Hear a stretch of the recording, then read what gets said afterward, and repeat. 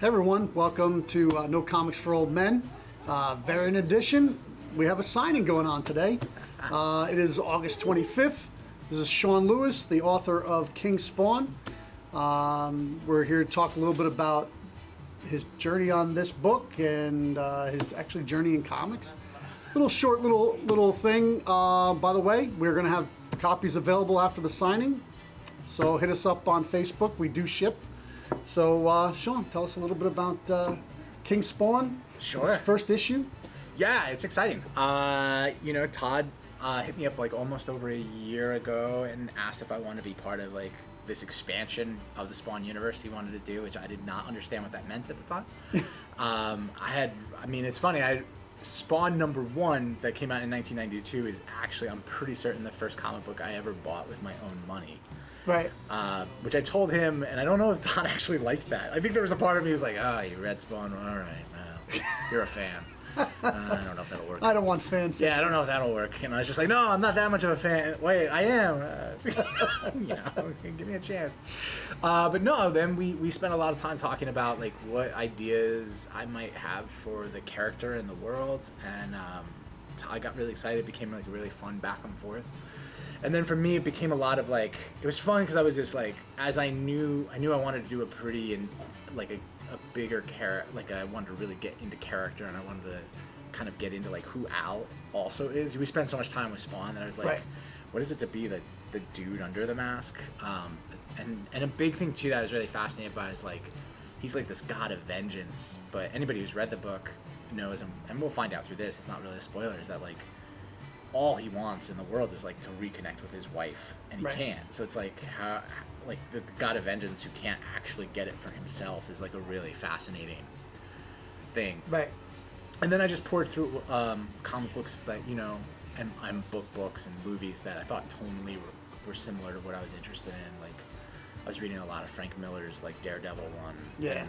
And Mazzucchelli, like the Born Again Daredevil run. A lot of those 80s Daredevil books, I was like, oh, they're dark and gritty, but have like this really amazing like character heart to them. You right. know, as Murdoch's trying to figure out like who the hell he is, and bad things are happening around him, and how does he survive it. And then I was reading a lot of like Punisher Born, like the early Garth Ennis miniseries. Yes.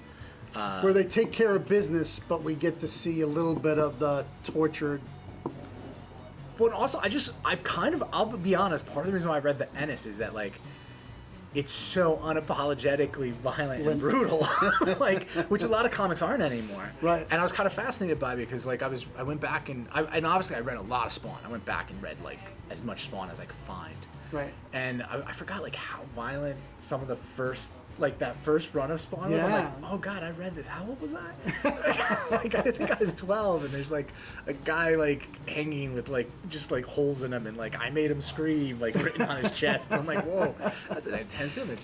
And so I just was kind of like, I want to make a book that has that, can I have those juxtapositions, that light and dark, like, right. that deeper character heart and those character moments, while still having like the grittiness and the darkness. I think part of it is that's my own interest, but like I also think where we're at in the world right now, there's like two places to go. Like either full on comedy and lightness in the world is good, right. because it sucked for like 18 months. Yeah.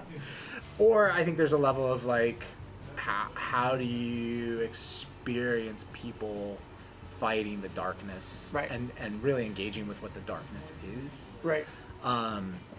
And so that felt more Spawn, and so was more my interest. Yeah. So, can we expect any new characters or any new anything? If I get to do the book long enough, sure. Any special returns? Definitely, there's definitely some returns. There's definitely gonna be some character like a lot of callbacks. Yeah, yes. I think I think the good thing of me having been a fan of the book is like there's a lot of characters I have not seen in a long time. Yeah. That I was like, what is the possibility of them? Like, what could they be in this new world? And so that became very fun for me. I think around issue 2, actually, some of them even start to show up. Oh, wow. So pretty quick into it. And then in terms of new characters, there's definitely, I know that Javi Fernandez, who's the artist of King Spawn, and is amazing. Love that cover, man. That cover. Well, that's This is Puppeteer Lee. Yeah. But the interiors are all Javi Fernandez, and his work is incredible. And I know he is dying to do some new characters. It's really like a noir. Yeah, Javi's pretty great. Yeah. So yeah, I think that you're gonna see some new characters, and I think as the universe expands, like there's still Gunslinger and Scorch to come. This is a test of Emmett said something he shouldn't be saying. Alarm. Please stand by while we carefully remove all audio and keep the fabric of reality intact. Thank you for your patience and understanding. But yeah, no, as the universe expands, there's going to be a lot of opportunities, I think, for both new characters, but also reinventing some of those older characters that have been gone for a long time. I think also there's a part of me, like, I like myths a lot, like old school Greek myths and Norse myths. He's always kind of felt like a little bit like that. Well, he definitely has elements of that. I mean, Right. I think people forget how brutal Greek gods are. Like they just yeah. gotta show up and they're like, "You're really good at weaving and you're arrogant about it. F- you, like you're a spider now." Like it's a pretty like intense like response. Oh, yeah, and then like they have children and then kill them Constantly, yeah. Pretty eat them. Yeah. Like, sometimes they get eaten. Yeah. Like there's also like Zeus will sleep with somebody and his wife is like, "I'm mad at you, Zeus, so I'm gonna cut off all these women's head," and you're like, all right, like I don't know how that stops him. Anyway, I don't know. We're going off tangent on it, but I think That's our show. That's like people will be like, "Oh, this is a No Comics for Old Men for sure." But I think like there's something about those older characters and those myths, how when they come back and they have a level of reinvention is really Right. fun, and how new they can seem if there's an extra element given to them. That there's definitely some people I'm fascinated by. Yeah. All the early myths, all the early fairy tales were dark, Super dark. That's where the word grim. Yeah, grim fairy tales are not. When somebody says that's Twilight. really grim, where does it comes from? The Brothers Yeah. Grimm. Yeah, I don't But know. they've rewritten them to make them happy endings. They used to be tales of like, see, if you go into the woods, you die. Yes, yeah, which were basically that. They're like weird morality tales Yeah. of like, oh, you didn't listen to your grandma and you went out in the woods. I bet a wolf will eat you. And it's like, why? Why is this what we're doing? Right. Weirdly, So- though, the house I grew up in, that continued. Like, so I feel like I grew up with Yeah. that level of just like fear, and the world is dark and bleak. So, and that gets us to Spawn. Yeah. but you do have some other stuff coming up that you can't talk about right now, right? In comics, Yeah. I mean, there's some stuff I'm working on. Like me and Hayden Sherman, who I've been collaborating with for a long time, we've been working on a book for a while. And then there's some things I'm poking around, but this is honestly like, Your focus. yeah, this has been like more than most of my time. Yeah, this is like a book that's been around 30 years to come on board. You're pretty young in the comic industry. I mean, you've been a writer for a long time, but in case people didn't know, Sean was a playwright for a long time, Right. award-winning, Kennedy Center award-winning playwright. If you ever get a chance to see any of his plays, you probably should. You won't get a chance. He's not trying to get them put out there anymore. I but don't know how that would occur. If I think you I do have see one them, on tape. I'd If be you really shocked. want to see it, I might put it out there. But these are this is a big challenge. I think that you're up for it. But obviously Todd thinks you're up for it. I mean, this is the biggest book in the last most sales in the last 25 years of a non-returnable book.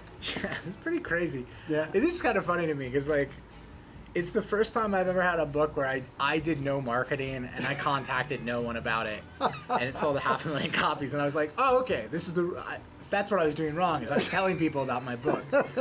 I was actually going out there and glad handing. Yeah, I needed Todd to do it. Yeah. What I've been doing wrong the whole time is like Todd should have been out. So selling on your coyotes. next book, you just call, hey Todd, I got this new book coming out. I need you to. I'm sure he'll be thrilled. Like, what? Who are you? I hired you? Yeah, and here this is the 1 in 250 that Todd signed. I mean, we're just talking about the marketing. Yeah. Man, this is genius marketing. I mean, everybody loves the Todd signature. One, he's got one of the best signatures in the industry. You can read every letter in his name. Yeah. It's nice and big. It's hand numbered. We're gonna make this 1 in 250 available with one of every cover and a 1 in 50, all signed by Sean. Todd will be left Justice Todd's. You'll get the CGC that comes in the back of the book. This is the certificate of authenticity from CGC if you send it in 30 days from receiving it. And when I put it up for sale, if we'll be shipping it express mail. So you'll get it in time to send it into CGC. You just have to get it in their hands. It doesn't have to be graded within 30 days. It just has to get to CGC within 30 days. So, and we're giving our own, as you can see there, certificates of authenticity for Sean's signature on all the other ones. You'll have this video as proof that he was here signing. I'm also a hermit, so like the possibility of a lot of other King Spawn #1s being signed by me, not super high. Yeah, basically Sean came out to sign because I'm his uncle. That is a big part of it. That is a big part of it. And I had to twist a little bit, little arm twist. Come on. Yeah, I don't do a lot of cons, and I rarely do store visits. So True. it is a good chance for you to get it. We appreciate it a lot. They also, we're going to sign all the books we have left. We do have a lot sold, but we'll have some left. They're going to be available on Hip Comic. And they'll be there until they're gone. They'll be there until they're gone. That's a good way to do it. Yeah, and right now, if you come down to the shop by the end of the week, it'll be $5.99. You'll get the autograph for free. Once they go on to Hip, they'll be $10 plus shipping. Yeah. So, and we ship in the continental United States. Yeah, be careful. Yeah. Don't want to say worldwide. Yeah. Because got 7 people in Belarus. you know what? Who It's are like, yeah, but it's not about the cost because they would pay it's the paperwork you have to do to ship anything. You have to fill out a lot for customs. Oh, custom paperwork is insane now. It's crazy. Yeah, so I don't want to do that because I hear that. How much time that takes me adds to my cost. It's just becomes Gotcha. it becomes a lot. So You learn stuff here too. yeah, we're always trying to teach. It's always a teaching moment.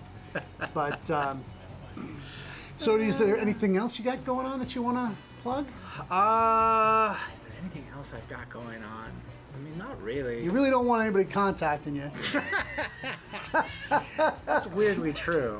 Yeah, as I get older, I don't know what my problem is. I want like less and less interaction. This with guy people. writes like crazy. I work a lot. He's got a lot of stuff. He does a lot of other writing that you That's don't true. see. If you're a comic fan, you're not seeing some of his other stuff. Hey, there's Comic Brink, Storybrink. Yeah, Storybrink.com. Like, it's a literary journal that my friend Matt Delpina and I run. It has some great stories and short films. We created it during quarantine because we had a lot of friends who just like everything shut down, and we had a lot of creative friends who were short story writers and filmmakers who suddenly there was like nowhere to show your work at. And so we were like, well, I said, Matt knows how to design websites. I can write emails to people telling them, hey, this is a place where you can submit some stuff to us and we'll put it up. And yeah, that thing has worked out really, really great. So yeah, I do that. There's been, I do a lot of behind the scene type writing on like film and media projects. That takes up a lot of my time. Right. Sadly, nothing we can announce. There's nothing we can drop. Is anything being... No, they'll be public. It's interesting because I also don't like public announcements, so like that becomes a thing. Yeah, everybody knows that literally every comic in the industry has been optioned. A lot of them have. It would have to be like a really bad book for it not to be optioned. That's not true. That's not a Even true bad statement. books are getting optioned. No, that's not what I mean either. Like, that makes it sound like anybody who hasn't had an option book, you were a bad writer and your book no one liked. That's not true. But there's And a lot it's of wrong. stuff getting. There's a lot of stuff Yeah, getting there's a optioned. lot of stuff There's that a lot gets of stuff getting optioned. That optioned. doesn't mean a book's bad because No, it doesn't mean it's. No, it doesn't. But a lot of books are getting optioned. A lot of books get optioned without it But they're announcing being them publicly announced. Right.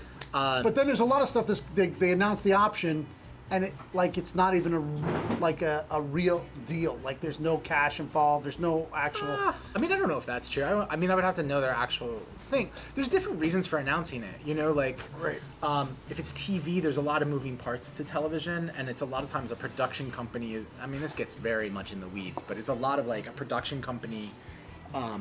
Is putting the whole thing together to then bring to a studio, right? There's a Okay. lot of steps. Right. So a lot of times they don't want to announce it because like they don't want to. What happens if you They don't announce want to it? get ahead of it.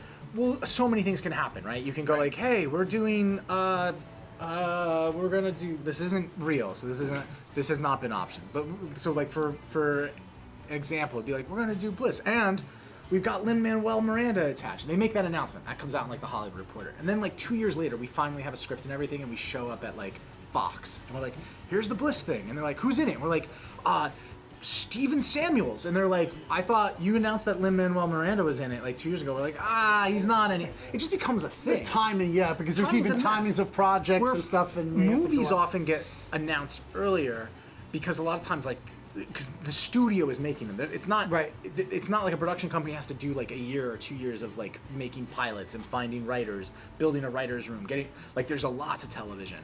Where with film, it's a lot of like, you know, like that's why they'll do something like what they did with Oblivion song yesterday. I saw Yeah. that where it's like Jake Gyllenhaal's attached, so it's like that's going to a studio right now.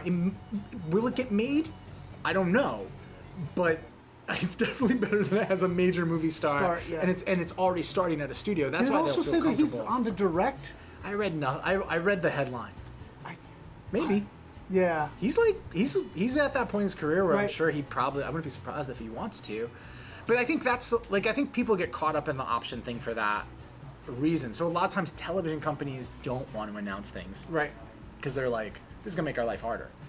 Film companies sometimes they're like, this is actually announcing Jake means it'll make our life easier. Yeah. Do you know what I mean? Like Yeah. it's sometimes just that. I don't know how we got on that. That was a lot. That was a lot for you at home who going like, I don't care. I do not care about any of this. Believe it or not, they do care, especially the speculation guys. They want to know, they want to know where things are at, what's the moving parts, so they can kind of try to, like, Yeah, I know. pick things out. And you know, there's a lot of money in comics They right should now. take one of their kids and force them to be an intern at a production company, or actually an agency. There you That's go. how they would actually know what's going on. So for us, the money in comics for a comic shop is real. If you're just doing new comics, Right. you're not going to survive. It's the back issues, That pop up when like She-Hulk gets announced and those characters. right, and all that. But then it's that's also your customers that are coming and digging through. Even if I'm selling the Right. books at $2 a piece, and maybe it's a $50 book 6 months from now that Gotcha. customer got, I don't mind selling that book at that $2 early on, right? If they're they're specking on it, I can't hold all those books. I want to sell them, but like I buy them in huge bulk, so Right. the profit margin's much higher on used books than they are on the new books. Absolutely. And it is tough because like it also just takes a long time for anything to get made. It's 8 years for Walking Dead. Yeah, because it'll go through options are usually for 18 months with then a 12-month re-up time. Right. So really like you're talking about 30 months. Right. That like so over 2 years that something can be with just one production company. So if they get to the end of it and they haven't done anything with it or they haven't figured it out, then you're starting over again and you're trying to Right. find somebody else to give it to for another Right. 30 months. Yeah, you know? and then it also has got to be hard because everybody's like, well, why did they not? It depends. Like, yes and no. Like, I think I've had things that have been optioned that then like the option comes up and people swoop right in and they're like, Oh, really? They're like, yeah, they're funny because they'll be like, we always knew you were at the wrong, but you should have been with us from the beginning. I guess so. You should have bid up then. Yeah, like So I mean, I think everything's just. I mean, the simplest way of it is like it is very simple. It's like where's the market? Right. So if something's hot in the world right now and your book gets picked up then and it doesn't get made, and that's like comics or novels or short Yeah, stories or yeah. whatever, like if that moment passes, like politically or socially or just like in the zeitgeist, like we really want movies with bakers in them, like that, which has never been a thing. I want those movies. Like we want. I guess they did make a Julia Childs movie at one point. I Yeah. think. So like, say that there's a moment where because you know how sometimes you'll be like, wow, like 3 movies that are like kind of about the exact same thing come out. Like when Armageddon came out. Armageddon or Deep Impact. I remember there was that, or even like there was like 2 Wyatt Earp movies that came Yep. out, and like Wyatt Earp and Tombstone came Yeah. out like exactly at the same time. yeah. And you're like, wow, how do these studios not know? And it's like, well, because they're separate studios, right? Right. They're different entities. Right, They're not and they're called- definitely keeping secrets. they're keeping secrets. Right. They'll know, like, we have a Wyatt Earp, but also people get competitive, so they'll be like, well, our Wyatt Earp's better than their Wyatt Earp. We just have to get out first, Right. and it becomes a thing. But that's also how things will move through windows, where it's like Wyatt Earp and Tombstone get announced, and you've written a cowboy comic, and somebody in Hollywood's like, well, if Wyatt Earp and Tombstone are getting made, they must love cowboys. I'm gonna buy your cowboy comic. Right. Those movies tank. Then they're like, I don't like your cowboy comic.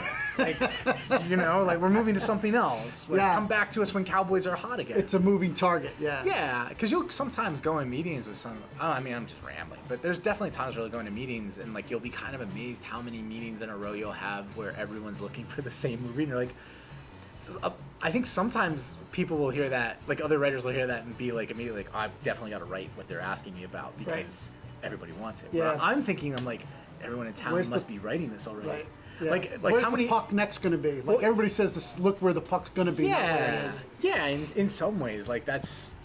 I mean, it's so. I mean, if anyone could speculate, like what was going to be hot next, like as a writer, there'd be Right. so many more huge writers.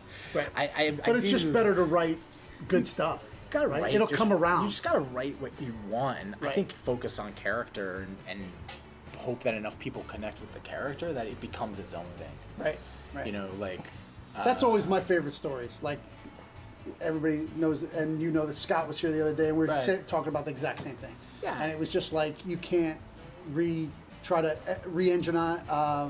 reverse engineer a story to try to make it into a comic from a script. Oh, he was and- telling because that Yeah. comes up a lot, man. Yeah, I get asked he that. says this has always been a big failure. Like when Never you works. can tell it all the time. Never Just works. write a good story. And it comes up a lot. I'm sure he gets asked to do it a lot. I know I get asked to do it a lot. Like people will be like, it's hard too because the worlds are actually so much further apart than people realize. Like a lot of people in Hollywood, like they're aware of the comic industry, but kind of tangentially. Like it's funny for as intertwined as they are financially now.